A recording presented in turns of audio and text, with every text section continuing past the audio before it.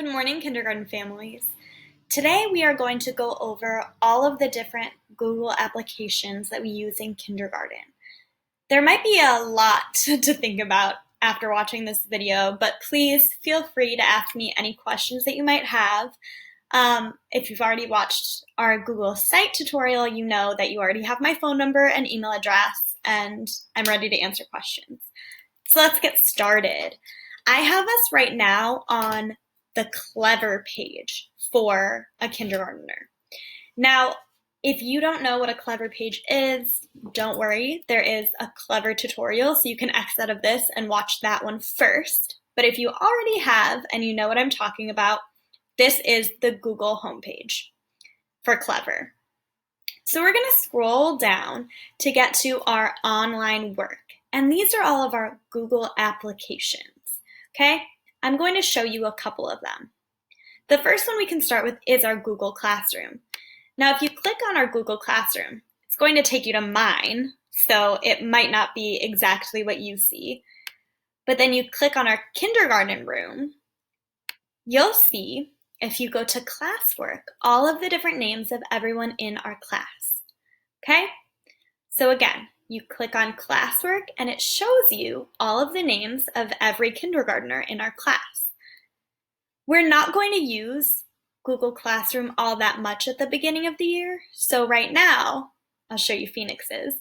If you click on the file underneath your child's name, there is a sorting activity for you to use. Now this is just a fun activity to do if you have time. Again, it is optional. Right now, the stuff on the Google pages on our Google site are the activities that you definitely have to do, but our Google Classroom is just if you have time. But here's a drag and drop animal and plant sort. You can move those around. And that's really it for our Google site, or for our Google Classroom, right now. So this page is going to be really simple. We're not going to use it all that often. But to head back to Clever, then we have our Google Drive. All right, this is a little more important, so I'm going to click into mine. Now, your Google Drive should not have nearly as much stuff as mine does. Mine has a lot because I'm a teacher and I have to store a lot of files, but I'm going to go into my kindergarten file to start. So if I click on kindergarten, it'll take me to my kindergarten folder. And here's where I keep all of the stuff that I do for you all. I'm going to show you how you can use your Google Drive in this button called Tutorials. So if you ever wanted to use your Google Drive, which again, you don't have to if you do not want to, but it can be a useful tool.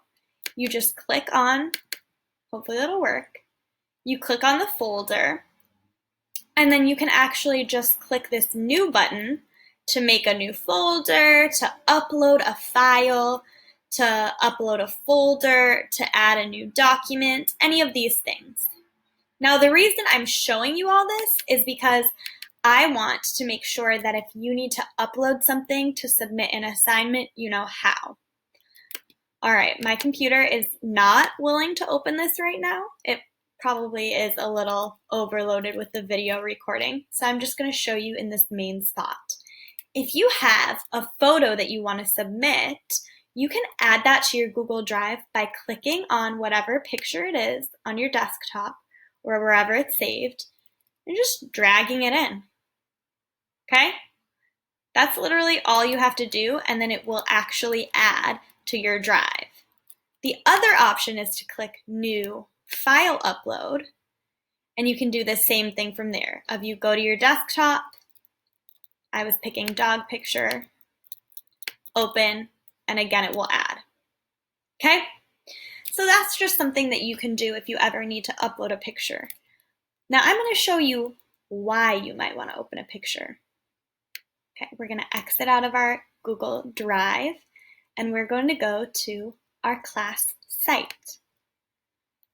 So I already told you in our class site tutorial, hopefully you've watched it, about how you have math lessons and you have reading lessons. But sometimes you have to show what you've learned through an exit ticket.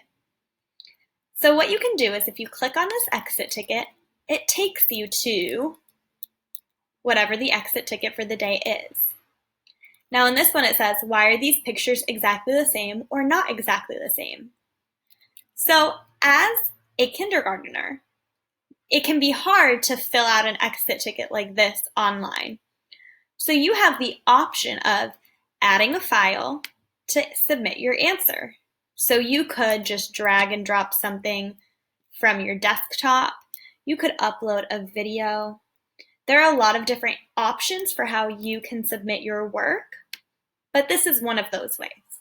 Okay? So again, if you're answering an exit ticket and you want to add a file, you can just literally drag and drop from your desktop. If you wanted to add a video, you could select the file from your device and add it that way. You could also go into your drive. Okay? So if you find the dragging and dropping stuff confusing, you can go to this kindergarten section and whatever you want to add it from there. Okay? If I wanted to add a video of my read aloud, I would go to the read aloud section, click on the one I wanted to add, and select that. There can be a lot of steps, but basically it's whatever way is easiest for you.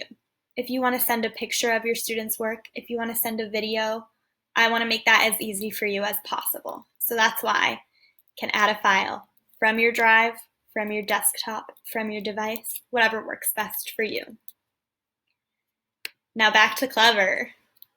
That's our Google Classroom, our Google Drive, and then all of the rest of these things you can use however you want to. You don't need to have your 5 or 6-year-old sending out emails probably, but they do have a Center City email address if you ever need to use that for whatever reason. Again, please let me know if you have any questions. Hopefully this made things a little bit clearer. And remember, Clever has all of this information built in, and all you need to log on is that badge. Thank you so much for watching this.